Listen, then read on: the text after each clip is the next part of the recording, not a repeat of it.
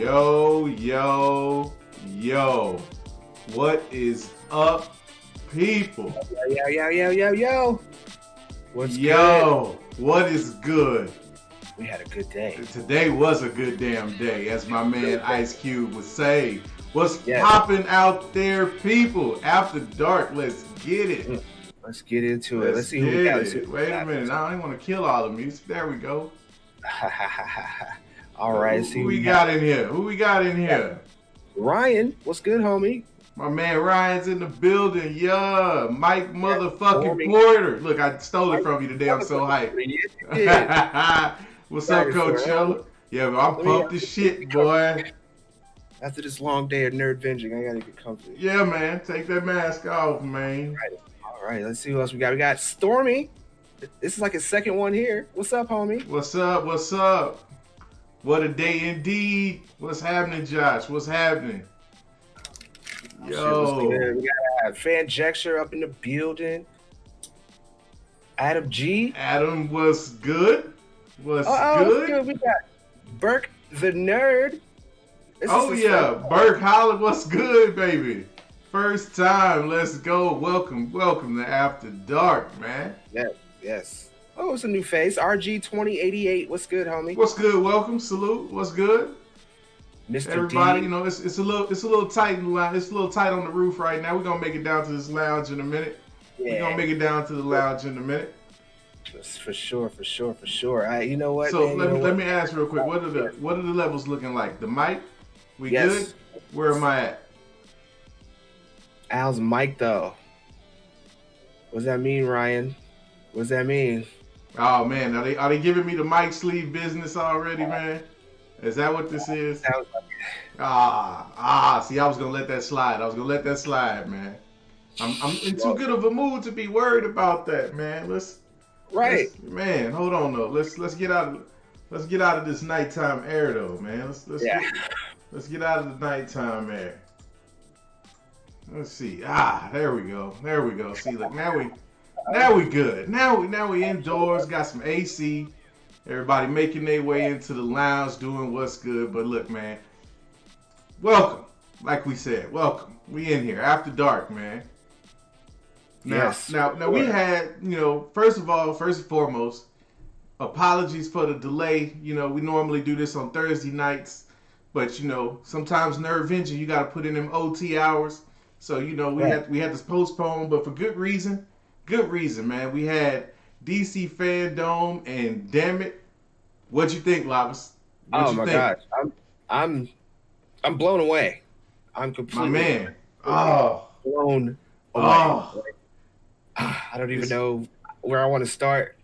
I'm saying we had, and that's what I wanted to let everybody in on, man. We had like this whole outline and everything else that we had. It was Google Docs, so normally I'd have it on a piece of paper, but we gonna rip that up. We don't even need that. Sure. We don't even need that shit. We don't even need that. We just gonna get into it. We just gonna get right into it, man. For sure. Let's start with the freshest shit though. Everybody's got opinions about it. Everybody saw it. I know you had to see the trailer for the Batman. Lava's resident Batman fan. I see you got the shirt on repping. Please, brother. We have not spoken on this, and I am dying to know. What were you thinking, man? What that trailer do for you? I'm thinking that it did a whole lot, not just for me, but for the entire DC community, because just seeing Pattinson in the costume, in the suit, Okay. moving around, and in that fight scene toward the end where he's like, "Who are you?" And you know what? Even on that, like most typically, like I expected him to be like, "I'm Batman," but just the fact that he was like, "I'm Vengeance." Mm-hmm. I feel like this entire movie is going to have a whole new spin on it. I like the fact that they decided to go back and take the Riddler and try to revamp him, because after Jim Carrey got a hold of it, yeah, he did great for that version of it, but it's nice to see a much darker, grittier version of the Riddler. Gordon looked great. I like how they are doing with Catwoman. They didn't really put her in the suit yet, and that whole dynamic actually of not quite getting an origin story, but getting a in between to where you get to see him actually get that name, a more in depth version of him getting that name is great. Trailer to me was I at least give it an A. At least give it an A. I'm happy with it. That's what's up, man. That's what you're supposed to be. It's Batman. Yeah. It's the Batman, man. That's your dude, right? Right. Of course. That's what's up. Well, hate to shit on your parade and all, but I wasn't feeling that shit, son. Oh, man. No, bro. Let me tell you like this. This is how I feel, bro. And I just got to keep it real, man. That was a dope ass trailer. Point blank. Period. It was a dope ass trailer for any character you want to create other than Batman. I don't know who this emo ass Bruce Wayne was. Looked like Edward Cullen on Hard Times and shit. I was like, no, man, I couldn't. It took me. Look, the trailer was beautiful. I dig the scene. I dig the vibe. You know, again, Gordon did look dope. I was feeling the Catwoman vibe. I like the whole, you know, Punisher type vibe to it. Everything, the look. I was kind of worried about the outfit, but I just kept looking at it, man, and it was one sentence kept popping in my head, and that was not my Batman, bro. Like, I don't know this dude. Man. That don't even make me feel like that's a younger Bruce Wayne that I could buy. Like, I just couldn't get into it, man. You didn't feel it in the part at the end where he had the mask off and he had like the makeup on his face? Because, tell me how many times you see Batman take his cowl off and he's all clean face. You're supposed to believe it's the mask that's eyeing him out. But you get to see, he kind of reminded me of Heath Ledger a little bit. In that see, I think what that is, man, is that's just the euphoria of the fact that DC looked like they got their shit together for the first time in forever. Okay. When he took the cowl off, bro, and I saw that, the first thing I thought in my head was, why he look like he have a bad night raving?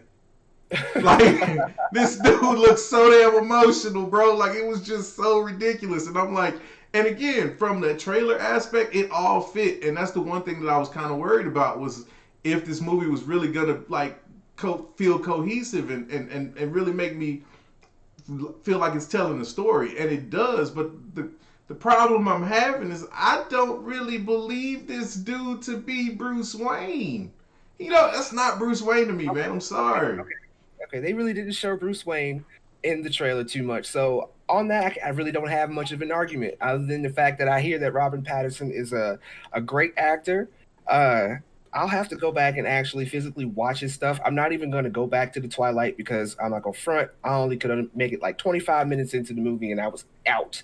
I'm not even sure how many times he appeared on the screen, but I hear good things about him. Okay. And from that and the theme, and then just, it's not the euphoria of them getting their shit together. I mean, because, like, honestly, let's break it down. To me, the past few movies have been good, okay? I have a qualm with Batman versus Superman.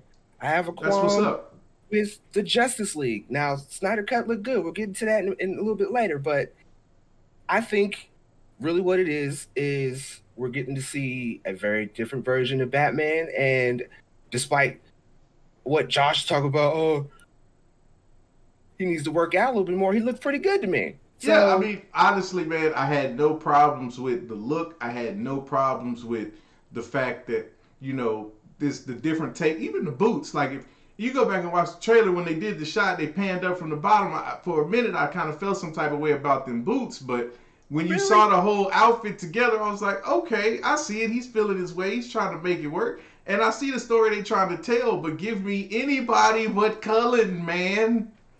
I can't get past it. I'm sorry. Y'all can cancel me if you want to, but man, I see you, chat. I see you, Burke the Nerd. I see y'all, but like, I cannot co-sign Edward Cullen as Bruce Wayne. It just does not compute in my head, man. Like, and here's the thing. Like, really, I'm gonna pour some gasoline on it. If you say you like Edward Cullen is Batman, but don't like Ben Affleck as Batman, we need to step outside. We need to step outside. Because that's just, it's not, I see you, Adam. I know, man. I know. And it hurts me to have to tell you this, bro, but I'm just not feeling my man. I cannot do it. I just can't. When Affleck came out, nobody was really on that train. Very true. Very true. Nobody was on that train. And now look, Anthony Strader. Batfleck is the best Batman. I don't know about that, but he's a damn good one. Was like, oh my God. I don't think he's the best Batman, no. No, I don't think so either. Still, we have a lot of like shills out there for my man Batfleck. Yeah. So look, and maybe I will say this. Let's try this out. Hold on. Let's try this out. All right. Chat, if Pattinson is your new Batman, let's see if it triggers out. I want to see Pattinson as my Batman in the chat. If that's what it is. If that's what it is. All right. Okay. I'm sorry. Al. Go ahead. Oh no, it's all good, man. I see you, Stormy, man. You know, look. If I'm a shield, bro, something ain't right, because I ain't got a check from Disney Lucasfilm yet. All this shit in my background, bro. They ain't paying me. Like, believe me. I would be happy as hell to be a shield if I was getting paid. But nah, bro. It's not that. It's just I don't see Mr. Pattinson, with all due respect. Now I will say this. I am not off the bandwagon. This is not a movie that I'm saying I won't go see, because I am open to be swayed. And I will tell you, when I saw the Wonder Woman trailer, when I first even heard, and I was talking about this in the live stream with Josh early today, my man, shout out to Josh, by the way, because that man was on a marathon today. You know, God bless him. Hey, man, hashtag Ram for Josh, everybody. You know, all proceeds from tonight will be going towards Ram so that we can help Chet and help Josh out. But, you know. That's hashtag Ram for Josh. Ram for Josh, yes. But no, man, like, Wonder Woman, I was totally like not on that bandwagon either. When they first named Gal Gadot, I was like, I don't want it. I can't see it. And I ended up really enjoying that movie, man. Like I really enjoyed it. So I'm going to give the Batman the same benefit of the doubt. I'm gonna go into that movie completely open-minded. And if Robert Pattinson sways me, I will come out of that movie. I will eat my crow. I will get on this stream and say I was wrong. But he's going to have to bring it, bro, because I'm looking at the movie and I'm just like, this dude looking like a low-budget Prince out here, man. Like, he just, like, I don't even know how to explain it, man. I got no type of emotional connection with this dude. None whatsoever. Yeah, I'm telling you, man. Like that scene when he took the cowl off, you should have just had When Doves Cry playing, bro, and just have that's how they cut the damn trailer out, bro. Robert Pattinson. There you go. I don't know, man. I guess because I'm just ready for another Batman movie. I'm not gonna lie. I'm kind of like some other people out there, like Trev, and he wants to see Batman in the Mobius chair and going up against Darkseid and all that. Yeah. I'm down for all that too. I'm totally down for all that too. But when it comes to like me and Batman, like that's always come on, man. It's a go-to. Like, I don't really care who plays them, as long as when they play them, they don't do bad. But I think if we can all survive George Clooney being a Batman. Come on, see, you didn't have to bring that shit up, man. We too early in the show to be trying to get people to check out, man. We want to at least get a good hour out of people. Shit. Let's get to the super chat though. We got a super chat from my man Josh at the Den. Said he's got to know, do we think it could connect to Joker? I think at some point in the future that, of course, you're going to have to bring in the Joker. I think it's real interesting to see who could possibly play him. And I think it would be interesting to see how dark this movie is. Because everybody, I guess the rumor is it's supposed to come out rated R. Okay. So I think if we get a rated R, Matt Reeves Batman, and then you throw the Joker in there, there is lots of possibilities. So I think it would be stupid if they didn't. If not in the next, at least the trilogy. He's got to close it out. Yeah, no doubt. And I think he was referring to the Joker movie, though, and saying, could it be, are you getting... Now, I would tell you this. No. When I saw the trailer, I did get kind of some of those same vibes from the Joker movie. Right. And I could definitely see a scenario where if this movie does as well as they hope it does, they can connect. It's almost a no-brainer to bring those two together. And I do think that Joker would play really well in this Batman universe. Like, I think it would actually work, but I don't know. I think it's kind of one of those hindsight being 2020 kind of things where they hedging their bets with it. And if the movie does well, then they'll look at connecting the two. But if this movie comes out and bombs, you won't see them putting Joaquin Phoenix nowhere near that movie. Like, it ain't happening, bro. They not. I don't know. I don't really see them connecting it. I'm not gonna go too far into it because apparently I was half-ass wrong about Batfleck coming Oh, back to play see, his we role. gonna get into that right now, huh? We gonna do that right now. I mean, I mean, why not? you might as well get it out the way, right? Well, I'm gonna go and give you the floor, brother. Yeah, I mean, no, I mean, I ain't really got no. I was wrong for real, because I feel like okay, he's coming back for a cameo, which means they probably got him to come back to shoot whatever footage that he didn't shoot for the Snyder Cut, and so they was like, "Hey, you want to do this cameo?" And he was like, "Sure, I'm in the bat suit. Let's do this." I mean, but he's not coming back for his own movie. He's not coming back for the entire franchise. They got a convenient moment where they got some momentum, and he's like, well, let me go ahead and be Batfleck one more time, and they're just using that. I don't see him coming back, like I've been saying as a broad statement. I don't see him coming back as Batman, like as Batman. Like he's not going to come back and overshadow what Matt Reeves is doing. None of that. He's just a cameo. So I was half-ass wrong, and that's my half-ass I'm wrong statement. I got you. Well, there you have it. My man has said he was half-ass wrong, so we'll take that. But I will say this, man. I don't know if I agree with you though. I think if the fans respond to Affleck, man, we could see some kind of spinoff. I mean, that's all they were harping on was multiverse, man. Like multiverse was the theme of the day. So why wouldn't you take advantage and have that universe where you could continue that storyline with Batfleck, man? I mean, like, why wouldn't you do that? I'm not gonna say he probably wouldn't hang in there, but cameos. Bruce Wayne, maybe the occasional put the costume on, but I feel again him putting the costume on has a lot to do with he's coming back to shoot these these reshoots and stuff. So that's as far as I'm taking it. I'm not gonna say I can't say never. Obviously, never say never. So I'm not gonna say never, but I just at the moment the way the momentum is going, I don't see it. I just don't foresee it. Well, I tell you what. While we make our way down to this bar, man, let's do this. Let's give the chat a real quick one. After seeing today's trailer, just give us one word. You going with Batfleck or you going with Batcullen? Which one is it? While we get into this, everybody's gonna go Batfleck. We gonna get into this. Everybody's gonna go to Batfleck. See what's popping in this we've seen this bar, man. We've seen Batman. We haven't really seen Pattinson yet.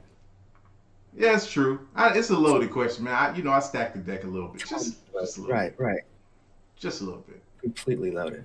Yeah. Okay. The real question: then, would y'all prefer him to be Batman or Daredevil again in the MCU? What if they brought back an older Daredevil and used Affleck? Would that be triggerful? Because triggerful is not a word, but would that trigger you or? It's an after dark. Hey, look, there is going to be an after dark dictionary of slanguage. We will put that word in it. That's the way we're gonna make that happen. Oh man.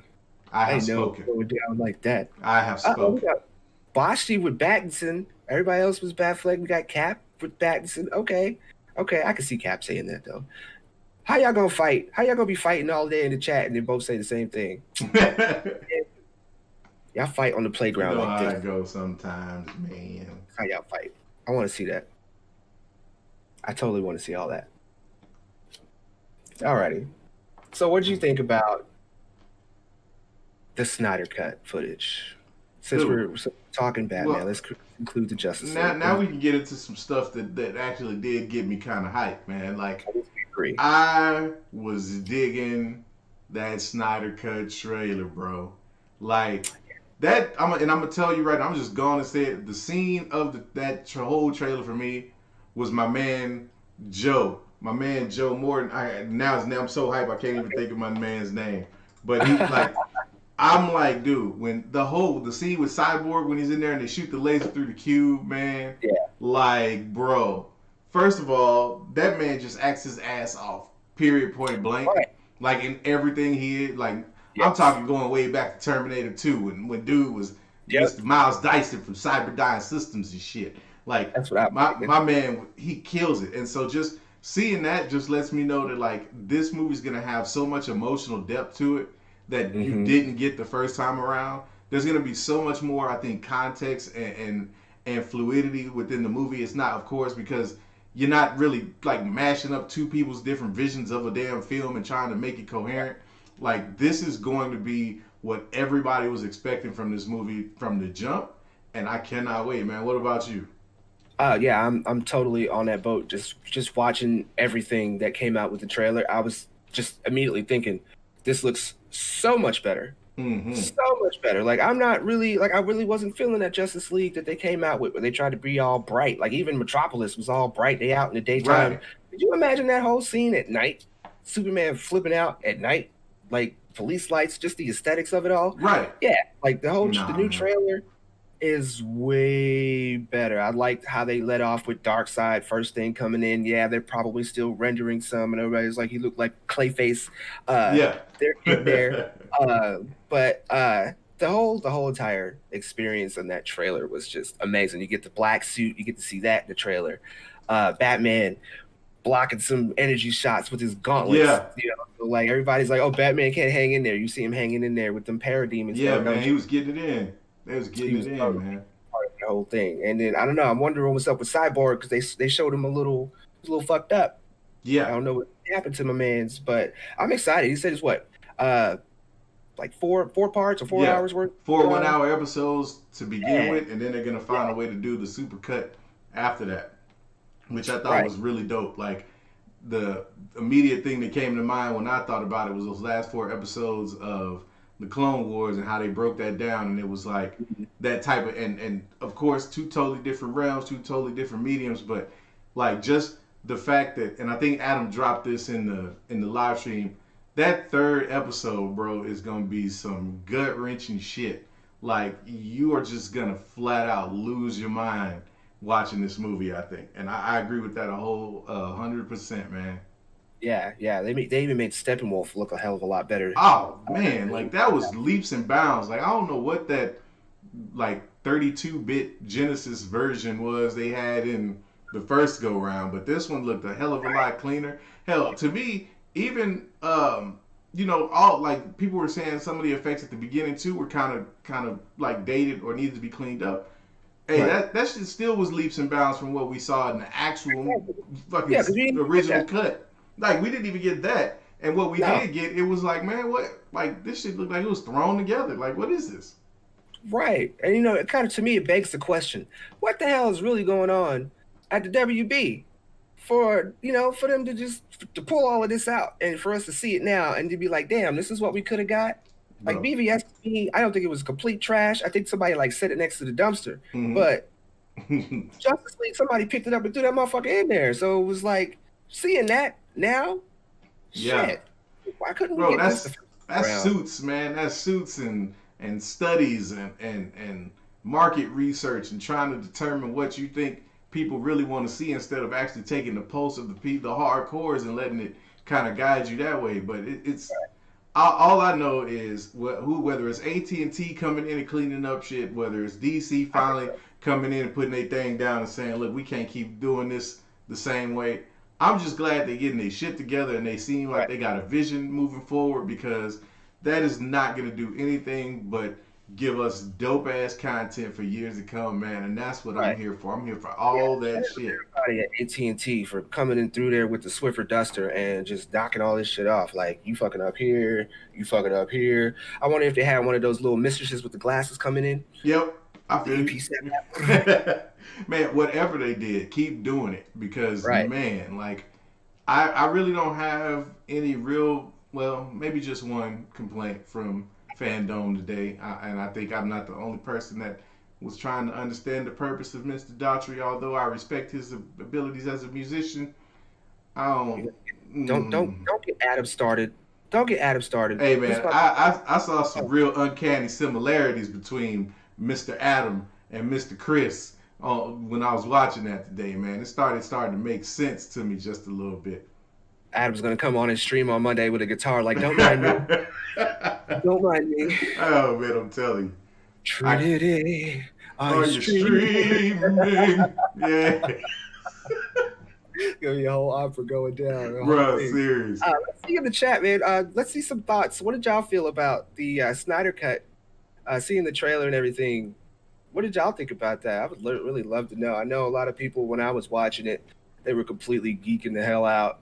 A lot of us is on our side on the whole. Yeah, this is a whole lot better. Mm-hmm. What's going down? So yeah, let's see. Everybody's weak in the chat, but what do you guys think? Cap Pennsylvania says it was cool, actually. Okay, yeah, actually, I guess you probably didn't go in too pumped about it. Whiskey Steve, he said Snyder Cut has me pumped. That's an appropriate answer. Godfather, he said I love the song choice. Yeah, I thought it fit pretty good. I wasn't on board at first, but as it went through, it started to resonate a little bit more. Same, absolutely the same. We got Rob. He said, "Oh my God, absolutely amazing! It was." That it was. Yeah. I was actually in public at the time when I was watching it. And everybody was looking at me like, like I sneezed. It's like, no, it's just a Snyder Cut. It's totally just a Snyder Cut. Reefer Man Reviews. He said, "I'm here for Snyder Cut now. Didn't care when it was announced, but now I'm stoked." See, look. That's what the. Hey man, they nailed it today, bro. Like all bullshit aside, DC nailed it. Like even some of the smaller streams, like and I'm gonna put this question to the chat as well, of course. But I was like, for me, the panel of the day was actually the joint where they introduced all the different international voices for Batman. Like I was really digging that shit because it's something you don't even think about, and the ability of these guys to encapsulate someone else's interpretation of a character and do it in a way that makes it believable. Like you actually realize, like you actually think these dudes are saying the lines in that native language, bro. Like that shit was dope to me, and it was really cool to see how much those dudes get into it and get up for it, man. Because that's got to be a hard ass job, man. For real, yeah, they don't really get the credit that they deserve. I'm gonna dial it back just a bit, though. On that, here's a real question. What you got? Since we still kind of want to talk to Batman, which I kind of do too. Do you think that in the future that they would try to bring Pattinson, like if it goes good, do you think they'll bring in the Pattinson Batman into the Justice League and phase out Batfleck?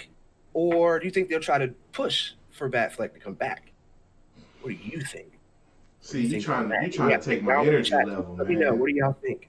Let's see what the chat thinks on that one.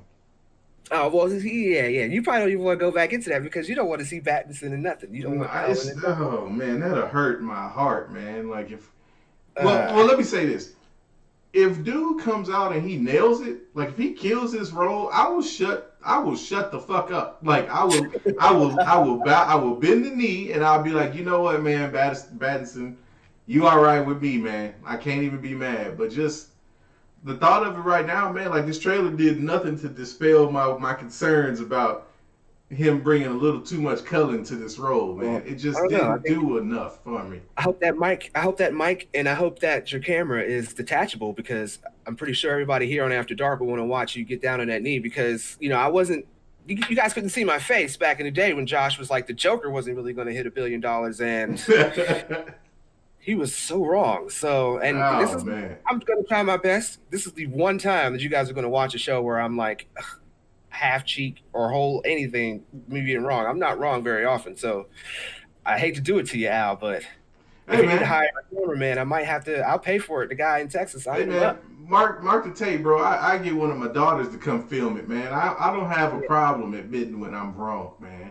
Somebody give me a timestamp in the chat. I'm quite confident that 500 points. I'll remember this. That's it. I'll remember this. Totally will. I know Trev is excited about it too. Yep, Chet Boys for life. Make sure you guys subscribe and check out the Nerd Card Showdown. Chet Boys for life going up against the Ultimate Nullifiers. That last game that we had against the Real Spiel, they were the real deal in that one, and they were very close in the score. We pulled it out, and so now we're going up against it. It'll be the Chet Boys cut. Okay, it's the Chet Boys cut. Okay. So this time, it's not gonna go like it did last time. Now you're gonna see what. You say you're gonna show you what really should have went down. Okay, I ain't mad, man.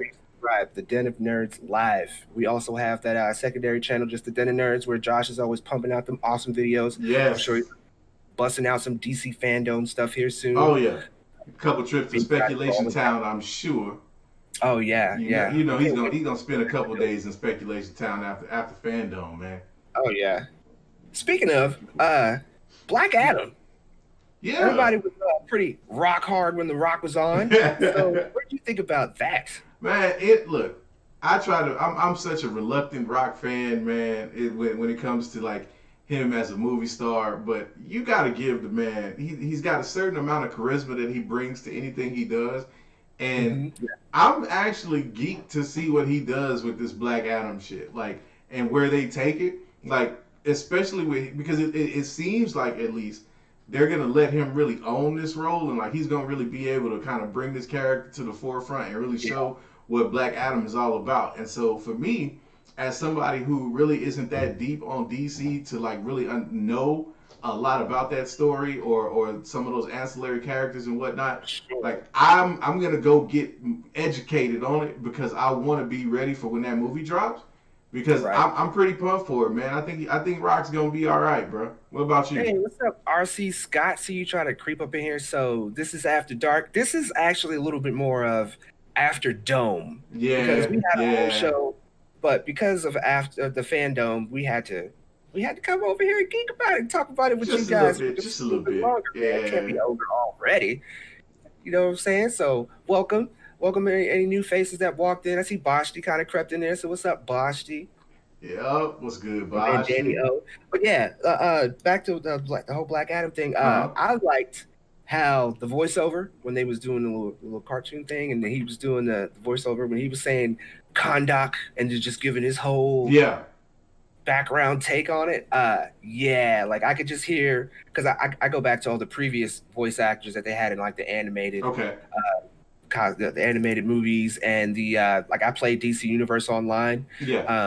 They pretty much all kind of sound the same. So just hearing The Rock, just his voice, I didn't even get to see him. They did the little illustrations, but you didn't get to really see this man in action yet. He's got the physique and everything. I think Black Adam's going to be great, and he named a lot from the Justice Society of America. We got Dr. Fate coming. I think, to me, the way it kind of looks, especially if they can keep their shit together. I think the way it looks is they looked and licked their wounds. AT&T's probably like, yo, we kind of want to get in this race with Marvel. And right now they're ahead of the game. So I think that they're trying to ramp up and get that competition and get some of these other characters in there so they can try to get neck and neck. Because I still think it's possible. Everybody think they got to go back. I have a whole theory on how they could come back from right now and they could catch up like nothing ever happened. But have to see. We will totally have to see what's going to go down with that. Most def. And that's the thing, man. Like what I like from everything we saw today is the fact that number one, it looks like they have a plan. I've been screaming that for months on end. DC just needs a fucking plan. Well, now we see they have one. But not only that, you kind of see that they've decided, you know what, we not necessarily going to copy the Marvel formula.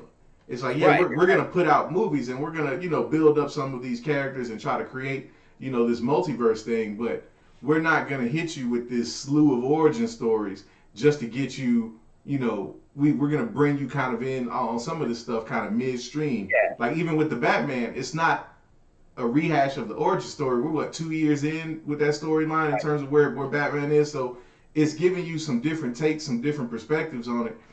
But at the same time, it's building kind of this tapestry to where you can see or you start speculating about the possibilities of these other characters playing around. Like we were sitting there geeking about the idea of Black Adam taking on Superman and Shazam and how that might work and seeing, dream matching The Rock and Henry Cavill, you know what I'm saying, and how that might work. So that's what you want to see, and that's the way if you're DC, I feel like that's how you build your shit up. You don't have to copy Marvel. You don't have to do the let me give you 5 or 6 independent movies and then hit you with the team up. No, all you got to do is say, look, these are the one-off stories we want to tell, but they're interconnected in this way. And who knows, you might even get some people playing in each other's yards and whatnot with the crossovers. And that's cool with me. Like, I don't need, you can tell me it's like a story that's set in, the Batman with that universe, but then come and give me,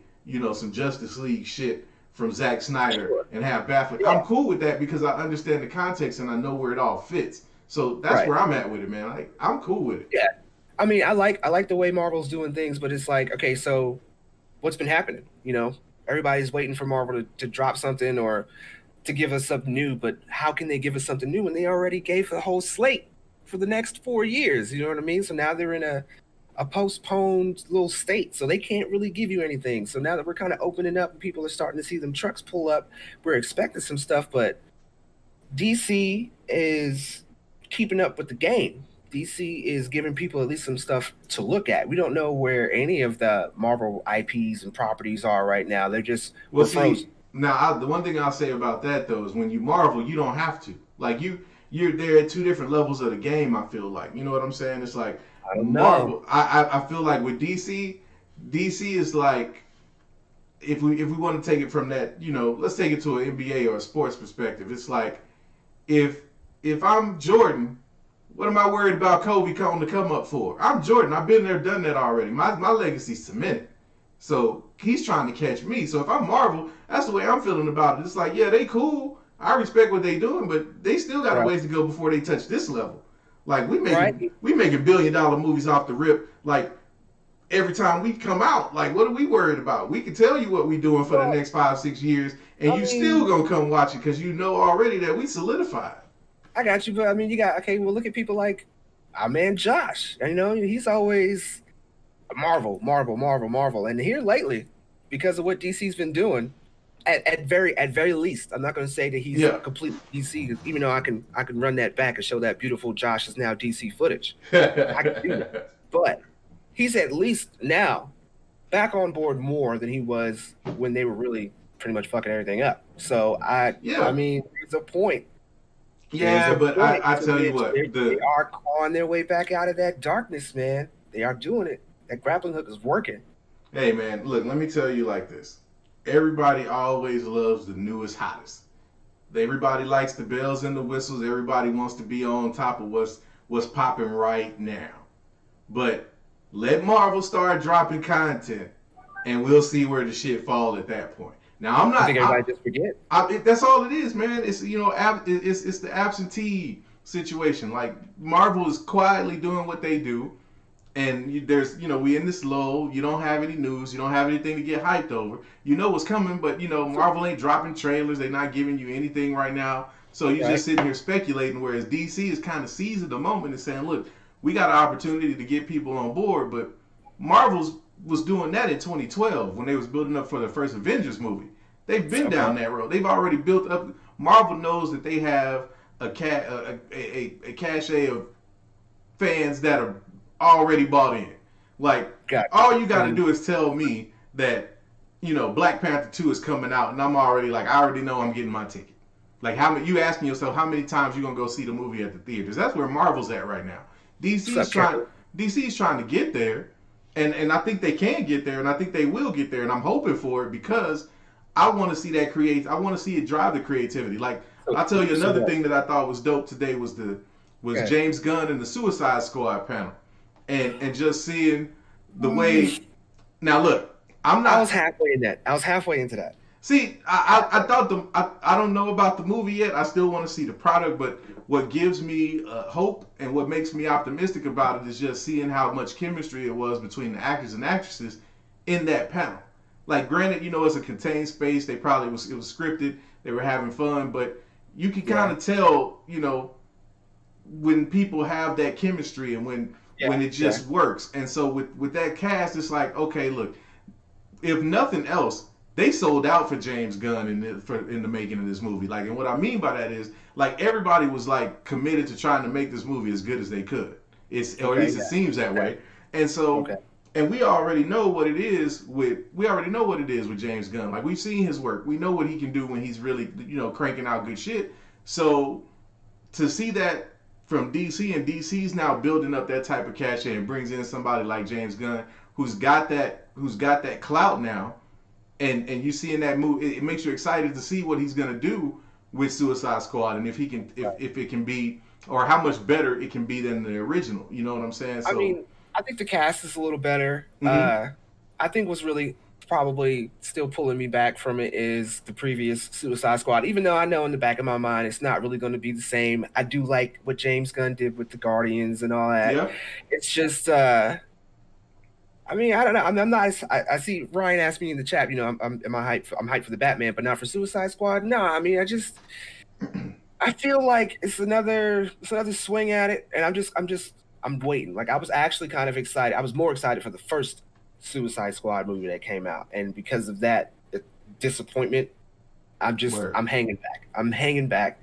And you know, but I do like the cast though. I do like the way they all come together. That's what, you know, that's really the thing that I took away from that was that now it seems like DC's bringing in, because you know we've heard about, you know, and this is, you know, whether it's years ago or even more recently, trouble on the set, you know, the producers, directors, whatever, not getting along, whatever, you hear these things all the time. But it's cool when you see like the cast come together and you're like, oh yeah, you know, they had fun. They had a whole bunch of fun doing this shit, because that makes you, it gives you hope, and you get more confident about the fact that this is gonna be this is gonna be a good movie, because there's a lot of chemistry here, so it might just work.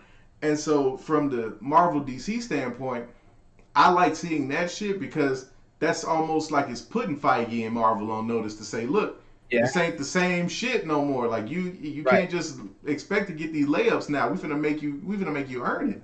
And that's what I want to see, man. James Gunn too, so it's like, are you gonna do a good job for them for Marvel? I would hope so. Yeah, that's that old school wrestling shit where you switch sides and it's like, ooh, wait a minute, he with WCW now? Like, how's this finna work? Like, that's you know what I'm saying? I mean, James Gunn is not like a huge name, if you will, but I mean, just the fact that you pluck him from the Marvel universe and you're putting him in DC, man, that's enough to kind of ring some bells, bro. So I can't wait.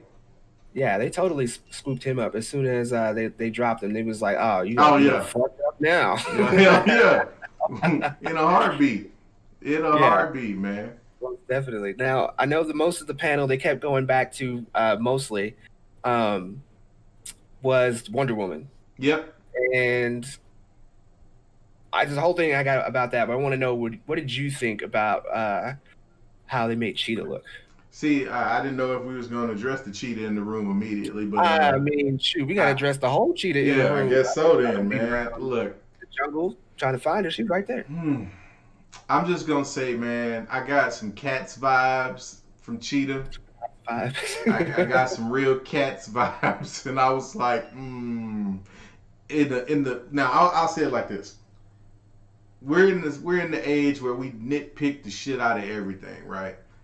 When I watched the trailer in full time, like, I didn't really notice. It really wasn't something that jumped out at me like, ooh, that don't look good.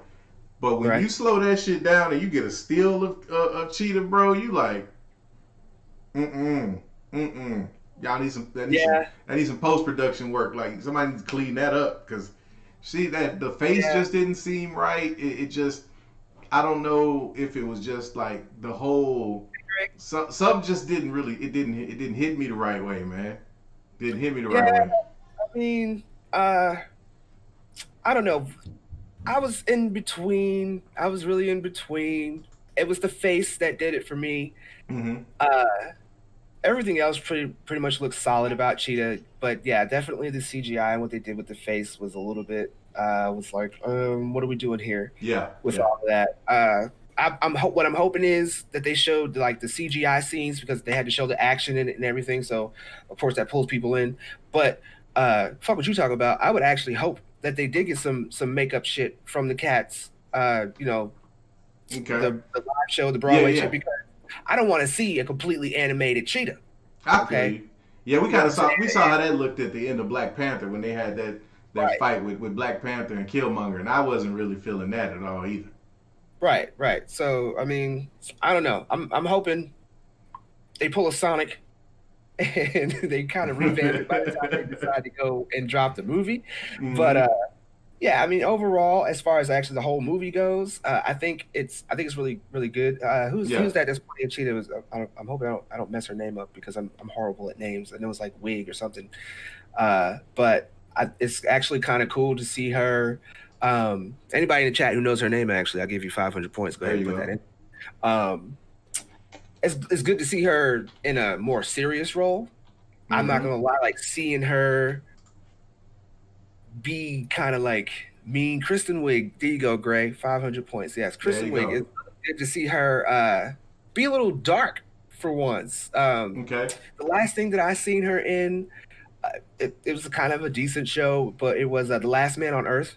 I don't know Okay. if anybody watched that, but I think she came in about season 2, and she kind of played like a gleefully evil person. And I think I remember seeing somewhere that she was talking about trying to be a little more versatile in her craft, not just doing the comedy roles and stuff like Gotcha. that, but also stepping out and being a little more theatrical and Mm-hmm. serious. And seeing her in a couple of scenes, just herself. I think there was a part where she's actually fighting Wonder Woman, like she's doing some kind of like spin move, but before she's like stepping up, looking like Goku about to charge up, or one of Okay. the androids. I was Mm-hmm. digging that. I was really digging that. So I really don't. I really hope they don't try to like stretch it out to the end of the movie before you actually get to see her be Cheetah. Yeah. But it will be really enjoyable watching her because apparently she starts off pretty good and then ends up evil in the end. Yeah. Yeah. It's gonna be really enjoyable watching her and Gal Gadot together, seeing what their chemistry is like, see if we actually believe it. Because the first Wonder Woman movie, I give it like a 70, to be honest. Okay. For me, I give it a 70. I just feel like they kind of I know it's like a beginning thing for Wonder Woman, but they kind of like dumbed her down a bit. Mm-hmm. And then they finally kind of unleash her when she gets to fight Ares at the end. But even that fight to me was more visually stunning than it was actually something that made the story for me good. Gotcha. So that's just how I feel about all that. How you feel about the movie? How do you feel about the movie in its entirety? Not just Cheetah, but your take on what you think you're gonna get. I think it's gonna be a fun movie, man. I think it's gonna be, I don't know if it'll be as good as the first one was, and this is coming from somebody who had no intentions on even seeing the first one when I first heard of the casting choice and whatnot. But I ended up seeing it. I think I caught it on like video on demand or something like that after it hit the theaters and whatnot. But I really enjoyed it, man. Like I was pleasantly surprised with the first one and was hyped to know that they were gonna do, Wonder Woman '84 is gonna be in the '80s. I'm an '80s baby, so anything '80s, I'm all about that. But I'm expecting to enjoy it, but I don't have like these high expectations for it because I think it's just gonna be a fun ride. I think it's gonna be a movie where it's like, oh, that was cool, but it's not gonna be, something that's gonna really plant any type of a flagpole in the multiverse. Exactly. It's not going to be kind of some big beacon. It's just going to be what it is, man. Exactly. Well, before your glasses glaze over and everybody else in the chat, because I know like we're kind of falling back a little bit because Wonder Woman's great and all, but we still got a couple things to go into. I want to talk about the Gotham Knights. Okay? Oh shit! That's what I want to get into because that looked fire. And before you start comparing it to Marvel, see, look, you stealing my thunder, man. You ain't supposed to tell them yet. I was gonna save that. God dang, man. Yes, no, we will compare that. Yeah. But let's get the geekdom out. Let's do it. All right, Gotham Knights. I gotta calm down a little bit. So because I gotta let you take this one first, man. Because you're the resident DC head. I am, but. So far tonight, you and I have actually disagreed on a few things. Yeah, man. I'm feeling some type of way. I'm like, this is the first time we've really been on opposite ends, man. Bet that. Well, I'm gonna tell you like this. I am over the moon with Gotham Knights. When I look at Gotham Knights, I see a game that I want to get today. Like, let me know when the pre-sale drop. I want to pre-order that. I want all of the beta. I want to be all up in that shit because that game looks dope as hell. Like I love the 2-player action where you got one person over on one end doing their thing, somebody else in a completely different area. That is dope as fuck. I wish it was 4 players simultaneously, but maybe that's a PS5 exclusive they ain't trying to let us know about yet. We'll see. But no, it's coming out on I believe it's coming out on all platforms. Oh yeah. No, I'm saying just the 4-player multiplayer part. They might save that for PS5 exclusive. They ever do cross-platform would be great. Yeah, cross-platform would be cool too. Yeah, but dude, the graphics, the tone, the gameplay looked solid, man. I know it's just really early trailer footage that we were looking at, but that game to me is what I expect to see. When you tell me you're gonna make kind of a superhero game where I'm gonna be able to control a group or have my selection of a group, it's like I can already see how like you can be playing off of each other, how certain people might have certain skill sets that might be more, advantageous in certain situations and things like that.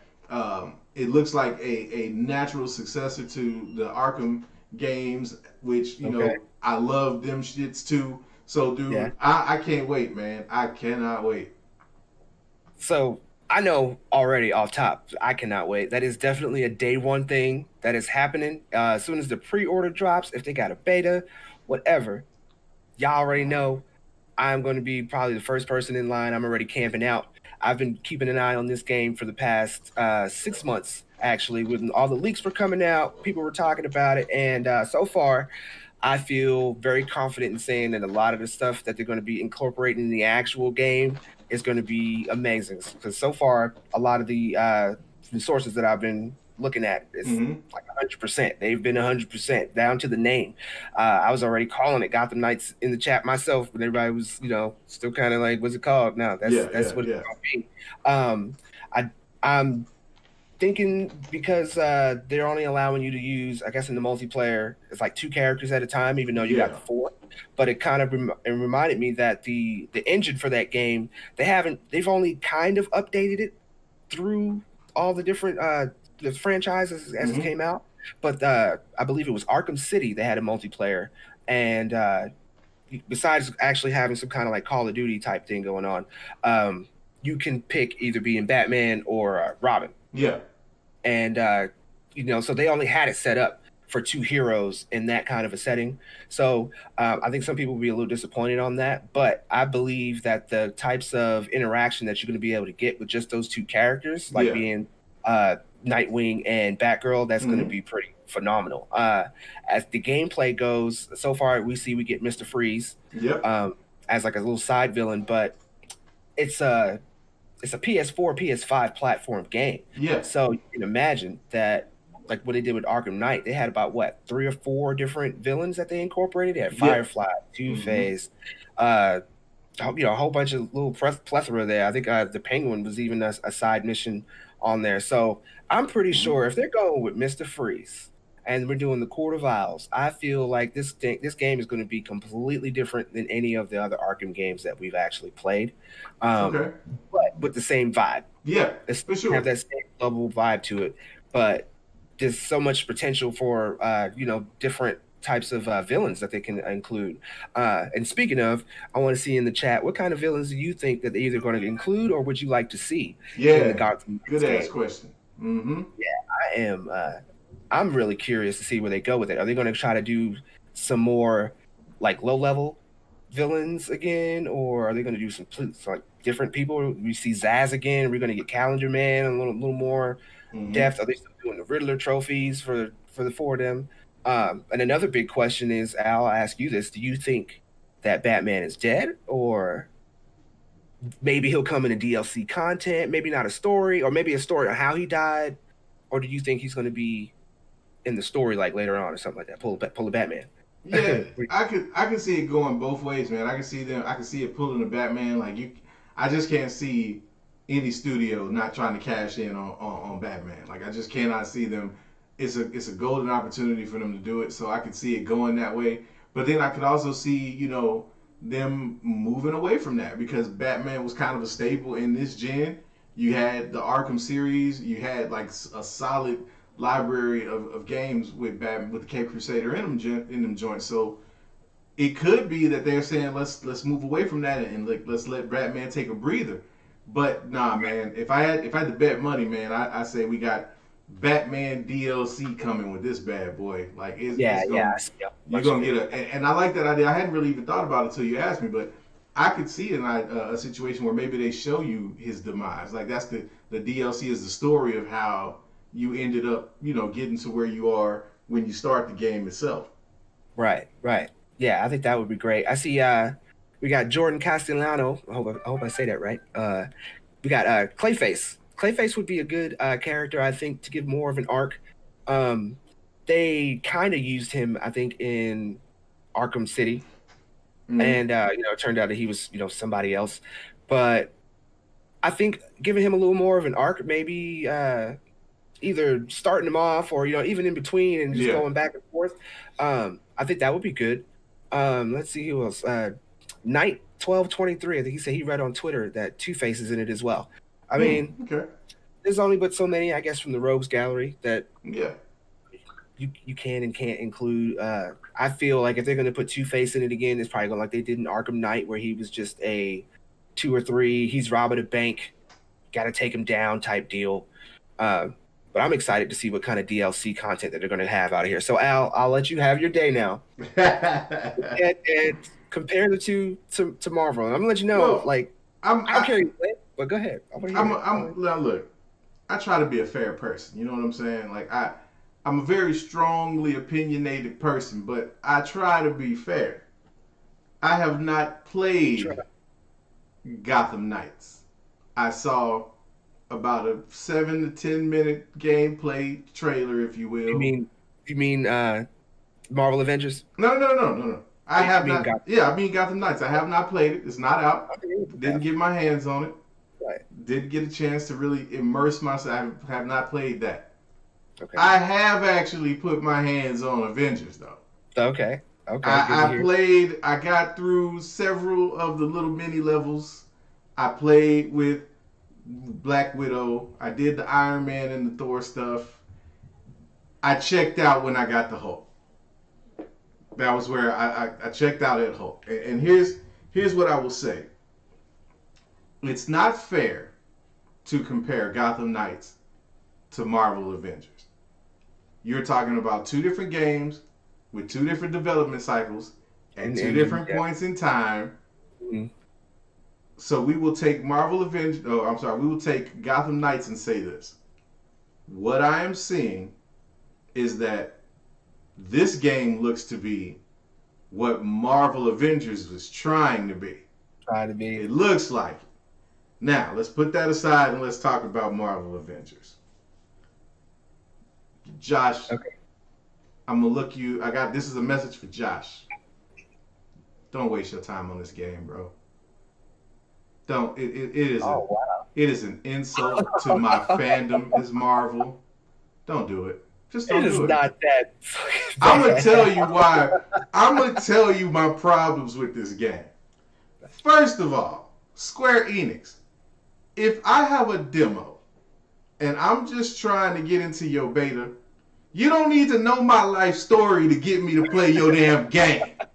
It should not take me 8 minutes to register on your site and get an email to let me know that now I'm permitted to. Bro, this is 2020. Make that shit a click and go situation. Link that shit in the background and let's get it moving. That's number 1. Number 2, and this is the problem that we have had since we saw the trailer for this shit. Who are these nondescript CW character models that I'm using in this game? Oh my goodness. Like, what in the fuck? Like, seriously. The only person that was halfway believable was Bruce Banner. The rest of them shits look like rejects. Like somebody need to backslap the person who thought Cap should be this substitute teacher looking ass motherfucker. Like, this shit is terrible.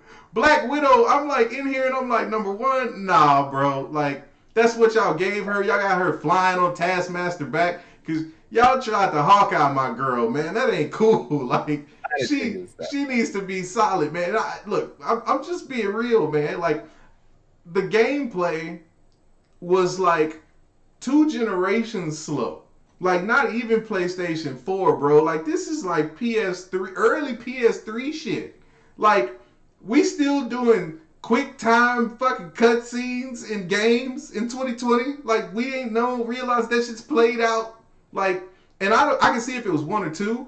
But, like, I got hit with about 5 of them shits within the first 15 minutes of playing that game, bro. And I'm like, y'all gonna let me get some action in, or am I gonna keep doing this quick time shit? So that was that. Okay. That was that part. Now, in fairness, let's talk about what I did like about the game. The experience that I had. The combat is fluid. Yes. When I was playing with Thor, like that shit was live, throwing the hammer and then having it snap back and actually being able to make contact and knock motherfuckers out on the snap back. Like that was cool. As I was like, okay, so I can really see how if you get into it, you can chain some shit together and be wrecking with Thor. Like that's gonna be dope. Exactly. But it all felt like something I could have played on a PS3 like 4 or 5 years ago. Like there was nothing in that game that made me go, damn, this is how you like take it to the next level. Like to me, Spider-Man has kind of similar gameplay mechanics, and it plays a hell of a lot better than that. Like the timing, and I'm sure these are things that they'll tweak. I'm sure these are things that they will tighten up as they move towards the final product. But judging off of what I played, that it was like, man, it wasn't snappy. I'm trying to roll out of the way, and I mean I'm making my, but I'm like everything is like that clearly telegraphed, like I can see this animation coming type shit, and it just didn't really feel like it took me out of the experience. Even like the Iron Man shit. I'm flying with Iron Man and I'm spamming the shit out of R2 thinking I'm finna hit these dudes, and then it takes me to a cutscene and I'm like, oh, so I wasn't supposed to hit them, I'm just supposed to be shooting these motherfuckers just to make it seem like we doing some action. Like, give me some clues, man. Like, let me know what's going on. And then we get to the Hulk. Now, again, Bruce Banner was probably the most realistic looking of all of the character models. Yeah, I give you that. But that Hulk shit, bro, like, we in 2020 and he's still pulling the pieces of ground out the ground that, like, regenerate. Like, this nigga didn't pull nothing. Like, oh my god. Oh my gosh. But that's what I was saying. Like he didn't pull anything, man. It was crazy. I can't believe it. That's that one. We were not gonna mention it anymore. That was. I guess that's what 10,000 points to you, right? That's 10,000 points for you. But this is crazy. Like it's no, bro. It's not. Look, I'm so heated right now. You got me very emotional because this. You made me feel like I was going to be completely overwhelmed. Like this game was about to change my life. And I turned it off and was like, bro, how far into the game did you get? Like, did you get past the first little what happened to the Avengers?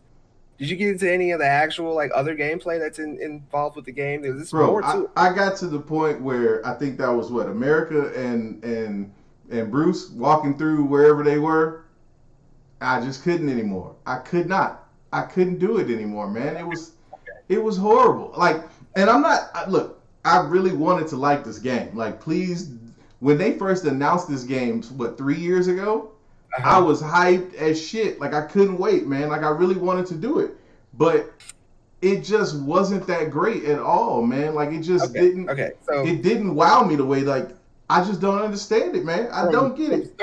From start to where I am now, I guess I could give probably everybody a little more comprehensive theme of the game. Okay, so yeah, I will agree that little part where you have to go through and play pretty much what they showed you on the trailer and what everybody else has been playing with, it is a bit sketchy to me. Like you don't really get to use all of the characters like they let you use them later in the game. If you could stick it out and get it all the way into where Miss Marvel is traveling to the helicarrier that's downed and everything, and get to the war table, I think one of the best parts about, at least in the beta that they're letting you do, is the harm room. Now, I haven't played many betas, but most betas that I play, they give you a few of the actual whole game experience, and then they give you what they want you to test out. So I've been playing it for the past 3 weekends, I believe. And so far, it just seems like they're trying to get everybody to test out the multiplayer part.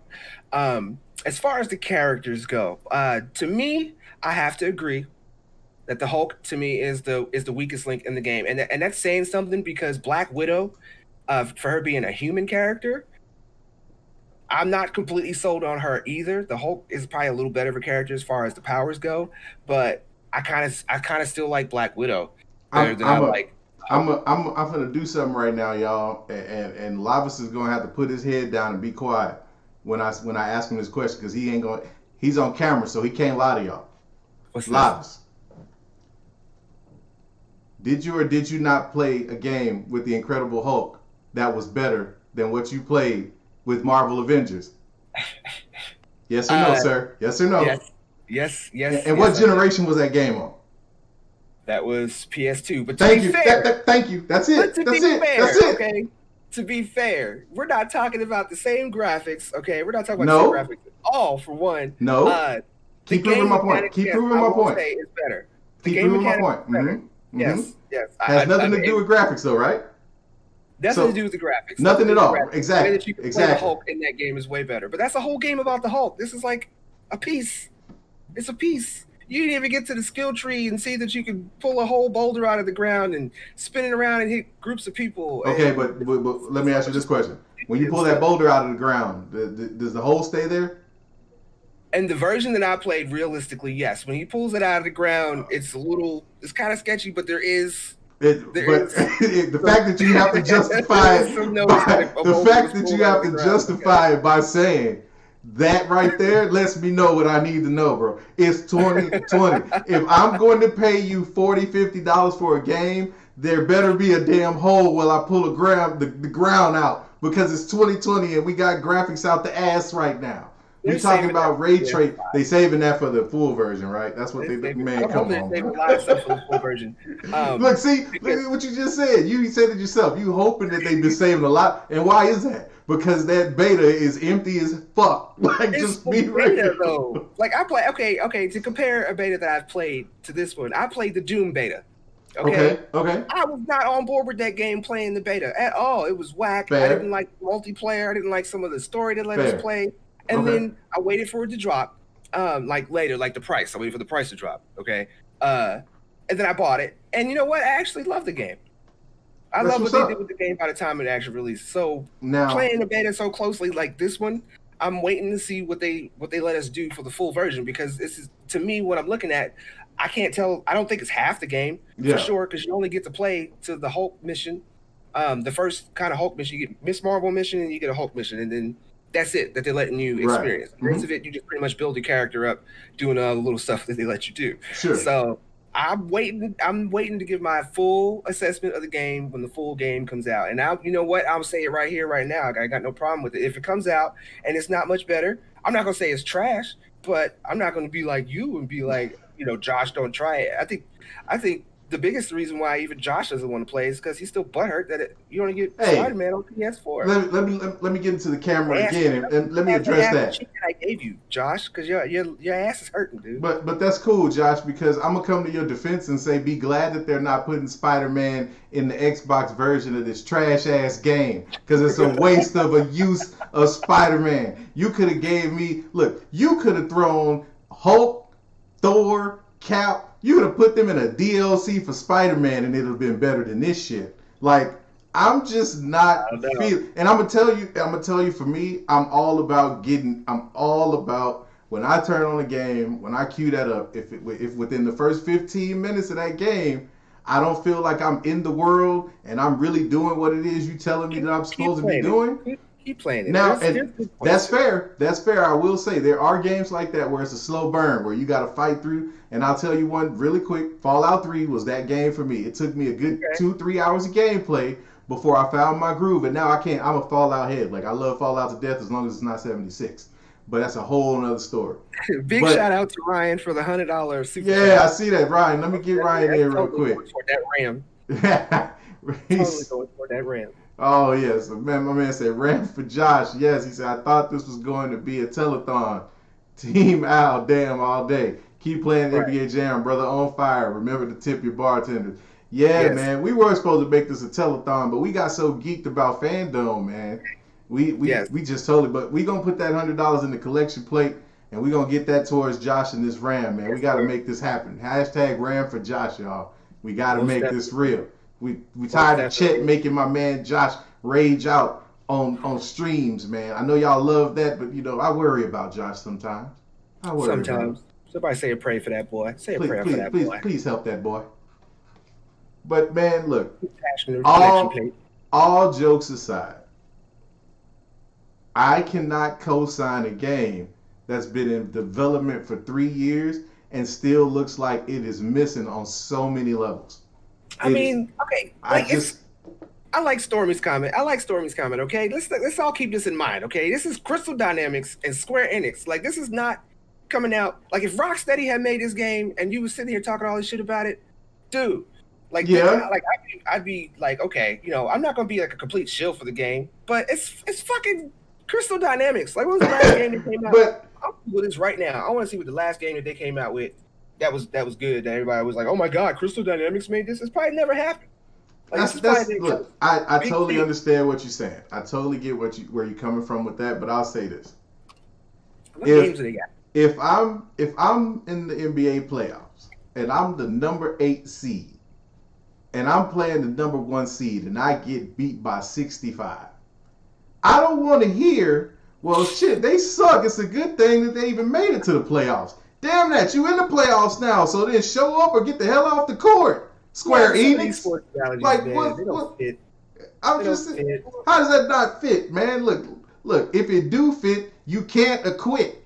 You know what I'm saying? Like, you cannot hide from the fact that this game is not good. Is it a good game? Is it a good game? You got to get to that number 1, and you get the crown for the moment, but other people are trying to make it up there too. You know what I'm saying? Hey, look, exactly, and look. Hats off to Square Enix, man. I hope y'all, get it together. I'm really looking forward to it. But unless PlayStation is generous and gives me that game as one of those PlayStation of the month downloads, bro, they ain't getting my change. I cannot do it. Spider-Man and no Spider-Man. I'm gonna name off some of these Crystal Dynamics games, okay, and then I'm gonna name off some Square Enix games. Then we're gonna get into Q&A. So Crystal Dynamics, the last most notable games that they came out with was Tomb Raider. Okay. Okay. Tomb Raider. Yep. That's really it. Like Captain Pennsylvania makes a good point, man. He said Square Enix made Final Fantasy. See, I didn't get to Square Enix yet. They made. Okay. So Crystal Dynamics. All right, cool. Yeah. Tomb Raider, and I'm gonna tell you what. I played the first Tomb Raider that came out with in 2013. Okay. And then I guess I might have skipped or whatever. I'm not sure, but I played the Shadow of the Tomb Raider. I think there's like 1 or 2 before that one. And you know what? I'm not really impressed with the Tomb Raider, dude. I actually turned it off after. I've never been a Tomb Raider fan anyway, so that's not really saying much to me in the first place. The older games were much harder. Oh yeah, I mean, but then you can say that about anything, because like even the Resident Evils from back in the day was like that was like a part-time job trying to beat them shits. Pretty much. But but that's the thing though, man. Like that's my whole thing with Marvel Avengers, man. Is it's like you have Infinity War and Endgame. And I know it's no relation. I know it's just they just shared. They took the IP and made a game out of it. But I expect to see a Chris Hemsworth look-alike, a Robert Downey Jr. look-alike. They don't have to be the actual person. You don't have to go and license him and pay all that money. But you can go get some average Joe off the street that looks something like that. They went completely the opposite direction, bro, and got like the Babysitters Club or something. Like these character models, like they look like cosplayers from like I don't even know, man. Like it's just I couldn't get with it at all. Like I'm watching the cut, and then here's another thing, and this is the last point I'll make. What is the last game that you saw where the actual in-game graphics look better than the cutscenes? I'm a Edward Norton. Like hold on. Ask me that again. Ask me that again. What's the last game that what? You said, what is the last game that I did what? Oh, my fault. I'm sorry. I said, what is the last game that you saw that had cutscenes that looked worse than the gameplay? Oh. Cutscene that looked worse than the game? All right, seriously. Those cutscenes in Avengers, bro, the gameplay looks better. How is this possible? How, Sway? You think the gameplay looks better than the cutscenes, or you think? Yes. No. The gameplay looks better than the cutscenes.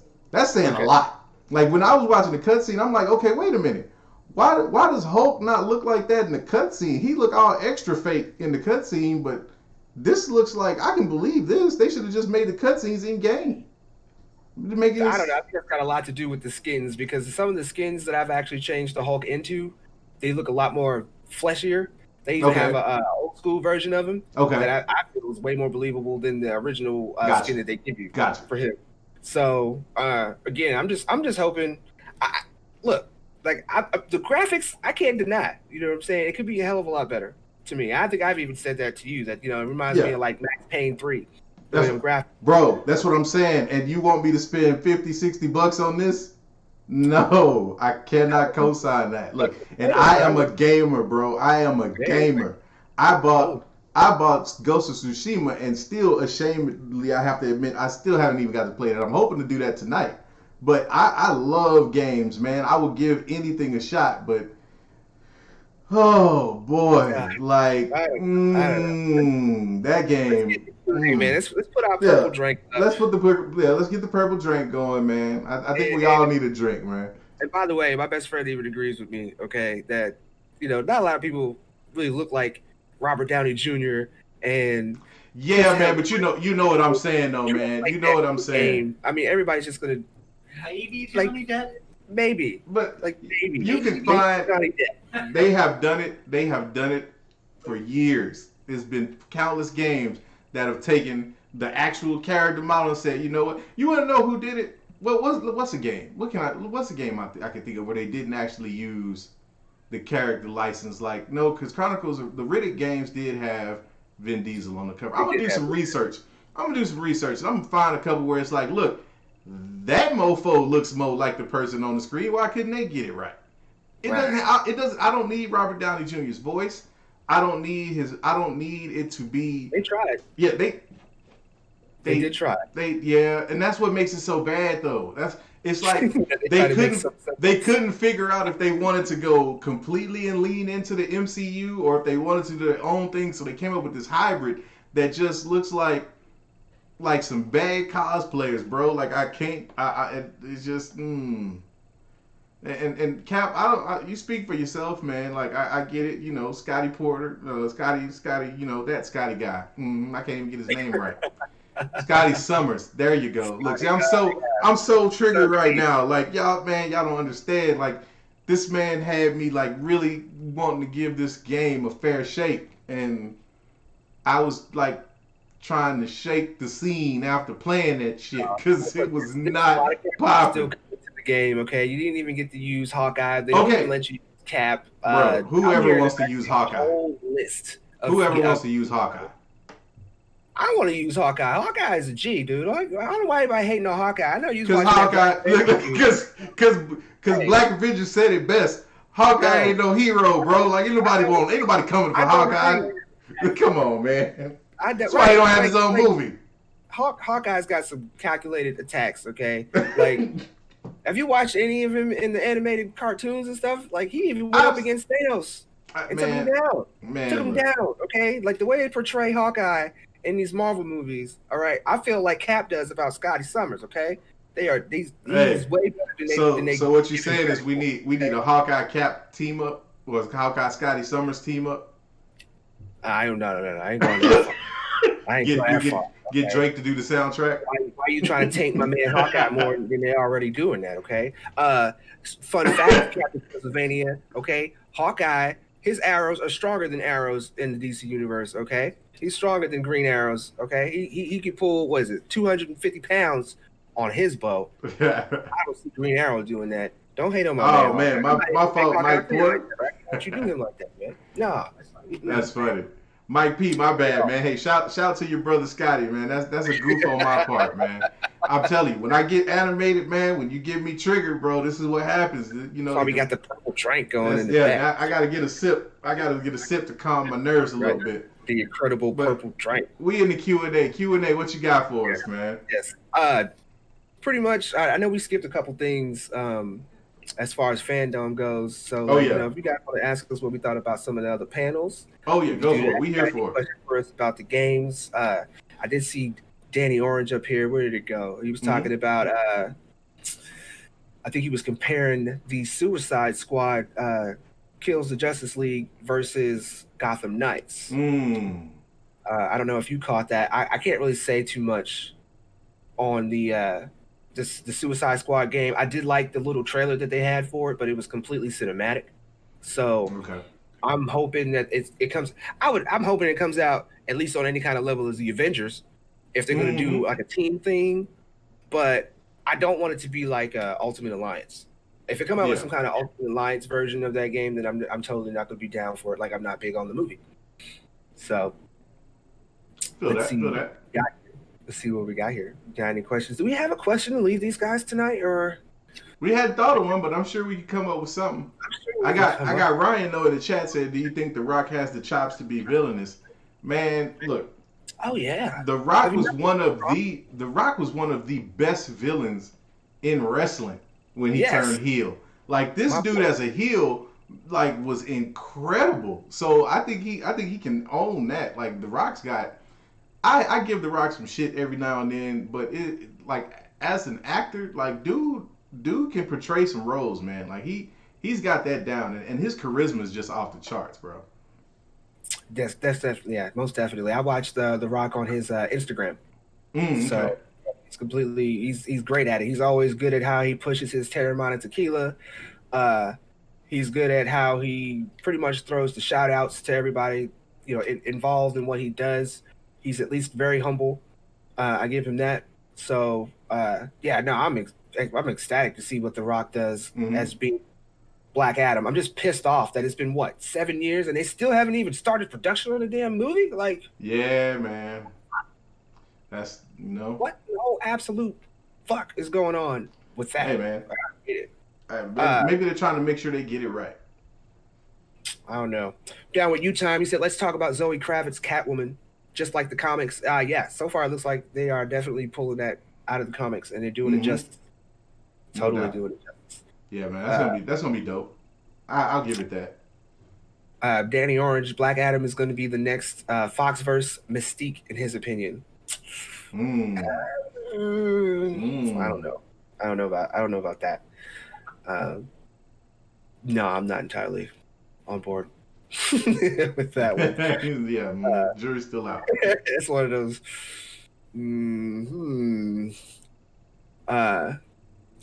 See, Ryan came back to that's that heel though. Can he do it without trying to sell it? I don't think he'll have to sell it. No, I don't think so, man. I think that just that kind of contorted sense of justice, like right and wrong, just that extreme level. I think he'll be able to pull that off like without a hitch at all, man. I think it'll be dope. We got Nicholas Teresco, which I believe is formerly known as XR Coon. He says, has hot take. The Suicide Squad is a stepping stone to James Gunn Thunderbolts movie. What do you think about that? Do you think that they'll pass off? Did they have a director for that, by the way, before I say anything? I don't think that they do. You think James Gunn will be the one to do that? Could be. I mean, look, if James Gunn comes in and flips this Suicide Squad thing, that man's going to be able to basically write his own ticket. Like, he's going, if he could turn that around, and it's not that the first movie was trash by any means. Like, it wasn't great, but I liked it for the most part. But if he's able to catapult Suicide Squad anywhere near the way he was able to do with Guardians, like this dude is going to basically be like a walking blank check. And whatever movie he wants to do, they'll be, from both sides, they'll be screaming at him to do it and throwing money his way. So, man, I think it's all going to hinge on how well this Suicide Squad movie does. Yeah, I mean, they kind of look alike. So you're trying to say that maybe James Gunn could be the next J.J. Abrams in the future? It could be. It could be. I don't see any reason why not. I mean, again, you're trying, especially if DC, if what he's doing catches on and they start wanting to build out stuff around that IP, then I don't see why they wouldn't. And especially that, and the thing about it is, and what's so brilliant, I think, about what DC's doing is they can totally do both. Like, they could have, JJ and Bad Robot doing their thing and have Snyder doing his thing. And then tell James Gunn, hey, man, play around and do this, build this out, and bring up or create like this epic crossover multiverse event where you have all of them just meshed together. Like, that's what's so crazy about the possibilities when it comes to what DC's doing right now. So, yeah, I think with James Gunn, man, if this movie pops, then shit, he's gonna be able to do what he wants to. Right. We got a few more here. I want to address Stormy real fast. because I see him over here in the chat trying to defend it. But yeah, Black Adam is an anti-hero, and the reason why he is an anti-hero is because he hasn't always been evil. He was turned over by the same magics that Shazam possesses. He used it for evil. But as he does fight people like Superman and Batman and people in the Justice League, there are times where they have a common goal, and so he will side with them, but it doesn't mean that he is a complete good guy. I mean, you got to think about the story of Black Adam. Like he said, they were pretty much people enslaved, and he came up to free his people. So his intentions weren't always to be a bad guy. It's just the way that he goes about getting what he calls justice is what's not the the ideal way to go. He's not quite the Batman on that, but he's not completely evil either. So there is a bit of a controversy when it comes to Black Adam, but it's in a good way. We got Captain Pennsylvania. He said, what do you think about the Flash movie setting up this multiverse? I think, that's a no-brainer, and I think that's the dope part about it. I think, if, again, it's all going to hinge on how well that movie does, too. Like, that, a lot of what DC is lining up is kind of based on the premise that these movies really take off and they catch on. So if that happens, then it's gonna be on and popping, and it's gonna be crazy to see that Flashpoint kick off with Ezra. But I think in this case they're gonna be able to pull it off, especially because they have all of these different resources that they can pull in with it. All of these like movies that have already been done, all of these people, these actors that they can leverage and come back and bring into the fold if they want to, like the whole Michael Keaton thing and all of that. You have so many possibilities when you set up this multiverse thing that it's gonna be like crazy to see, man. So I think it'll be dope, and I think it's gonna work. Most definitely. I think it's kind of interesting, especially now they're saying that Batfleck's confirmed to come back for that movie particularly, and then we were already talking about Michael Keaton supposed to be the one to set it all up. So I'm a little curious on the different roles that they're already trying to introduce these many different Batman. How far are they really trying to go with that? Are they trying to go as far as getting, I don't even want to say his name because I don't. Val Kilmer, though, like when it goes as far as getting somebody like Val Kilmer, he's going to lose a lot of weight from what I saw. It might motivate him a little bit, but I don't know. I'm just kind of curious if they're bringing in multiples of Batman. Does that mean that they're going to stop there? Would they bring in multiples of, Wonder Woman? Are they going to introduce multiples of Cyborg? It's going to be kind of strange to see how they do that, or at least interesting to see how they're going to do that.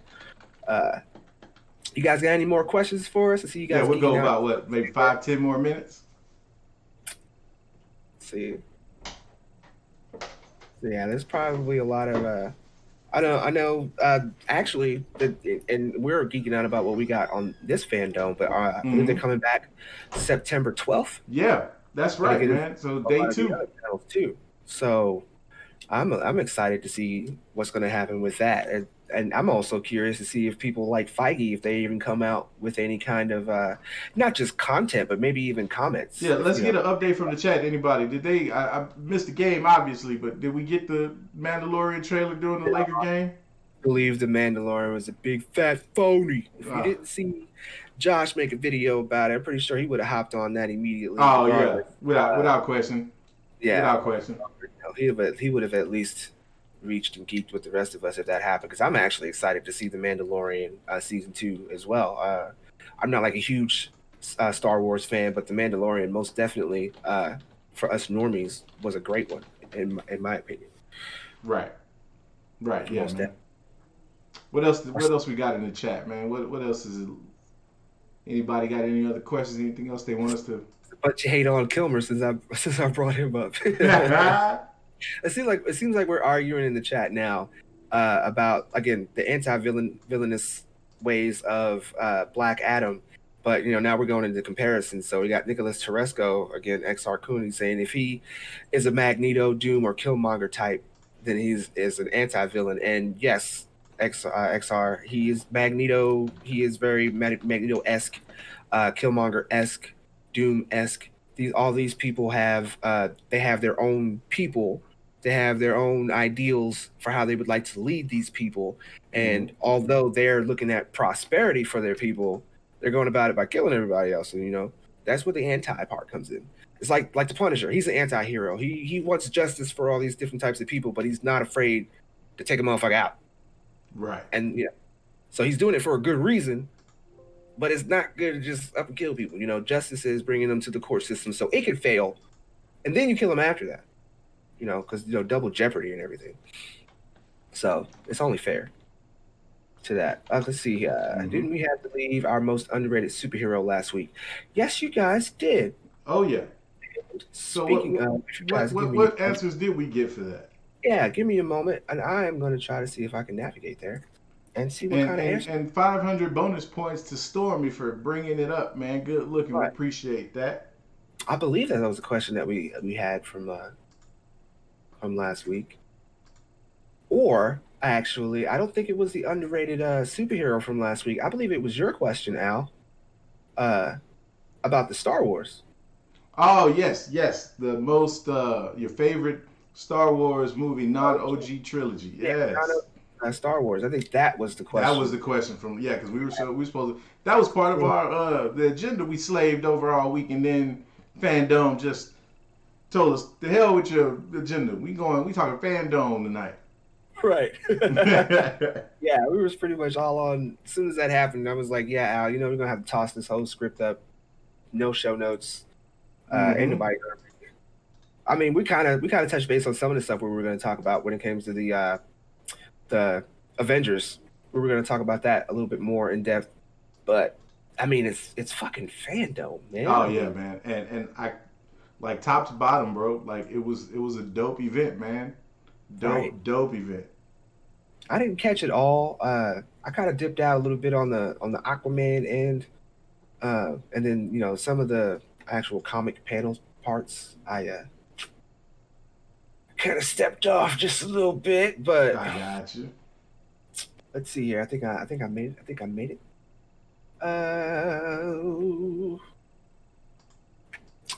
I think Jason. We got Jason Polyhedral Paradise. So he'll go first. He said Solo is his favorite non-OG Star Wars movie. I liked Solo. Yeah. I liked Solo. Solo was a good movie, man. Solo was a good movie. I thought so too. To me, it kind of bridged a bit of a gap. You know what I mean? Because I liked Solo as a character.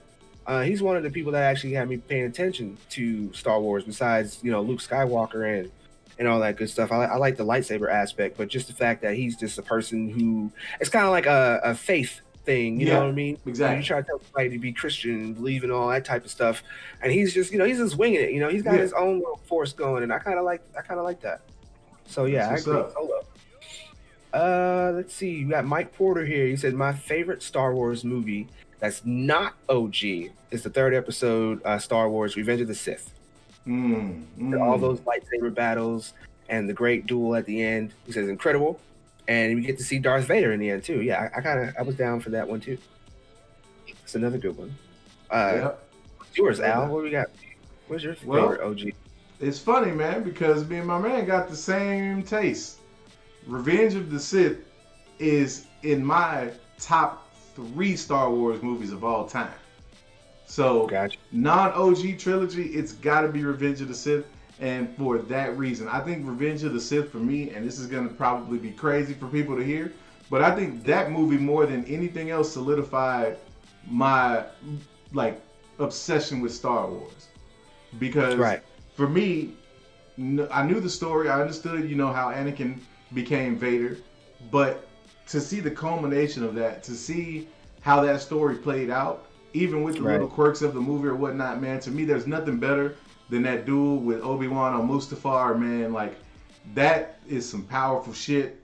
The whole transition and seeing how Palpatine was pulling those strings, man, and how it just the sinisterness of that motherfucker, man. Like, it's just he's just a dirty, evil motherfucker. And it's like it's like you rooting for Mace Windu, bro, and you know damn well it ain't finna happen, but you just like, please throw me a curveball. And it never happens, man. So like for me, that was my empire. You know what I'm saying? It's just like for me, that was the one that made me say, you know what? I fucks with Star Wars on a serious level now, and that sure was it, man. People probably are watching that, not commenting, that most likely agree that Revenge of the Sith is their favorite too. For me, I would have to say it was actually.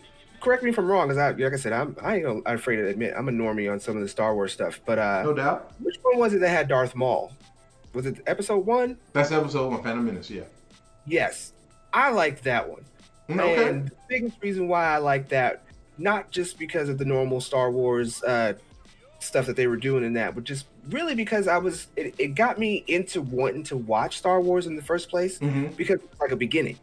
Yes. You know, so when everybody was on board to all the OG movies, and they're already kind of in the middle of all that stuff, by the time, you know, I was born, growing up watching that stuff, it was like, to me, it was like, was there more before this that I missed? Like, how is all this even possible? Who are these people?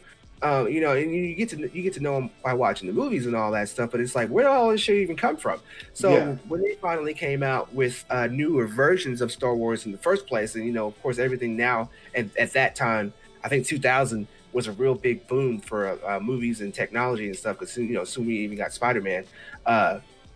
I was really into it because I was like, okay, now we get to see where all these motherfuckers come from, and I can stop being so damn confused. And then just seeing, like I said, just looking better cinematically. Yeah, Episode 1 for me. That's what's up, man. And I tell you, people want to shit on the prequel trilogy, bro, but I really think the only bad movie was Episode 2. Like, that was just a little too drawn out. I think the acting in that, I think they mailed it in a little bit or just didn't have the right coaching. But as a collective, man, like the prequel trilogy for me, like that I still watch those movies now, man. Like, I would throw on Phantom Menace or Revenge of the Sith, and just on any given day, man. Like, I never get tired of those flicks. Never get tired of those flicks. Right. Yeah, you were at Star Wars like how I am with Batman. That's what's up. That's what's up. What iteration it is. I even like the old Schumacher versions, and I actually liked the you know, the one with Clooney and Jim Carrey and Batman Forever and all of that. Yeah, Batman Forever. Yeah. Like in that age bracket, yeah. Oh yeah, man. Like there, and the thing, I think that's what I love about the DC possibilities is the fact that you've set a precedent, or you've set up a situation where you could actually bring those characters back in a way and have that be another multiverse, like part of the multiverse. Like, that's what I think is so dope about what DC's doing, man. So yeah, they're totally getting there. All right, guys, I do actually have a question for you before we get out of here. Since there we go. The Fandome. I would like to know. Please go leave this in the comments. What was your favorite panel on there? What were you? Not only, and I'll type it in there, okay? So come back, check out the comments, and you'll see that I'll leave the question in there too, and I'll also drop it in Discord at the same time. I want to know not only what panel that you liked the most, but I want to know what panel were you hyped for? Did it meet your expectations, or were you left flat? Because I know that Fanjexture, my man Adam, there were panels that he was expecting to see that he was really hyped for, and a lot of them left him flat, and he wound up liking other ones like the Gotham Knights. He was all for it. So I would really like to see what you guys were hyped for, and how did you feel about it? Pretty much the general question on there. So as Al and I always say, you ain't gotta go home, but you got to get the hell up out of here. It's been real, man. We appreciate y'all. Harlem Heat signing out. Yes, it was really nice. So, we'll catch you guys in the next video. Have a good night.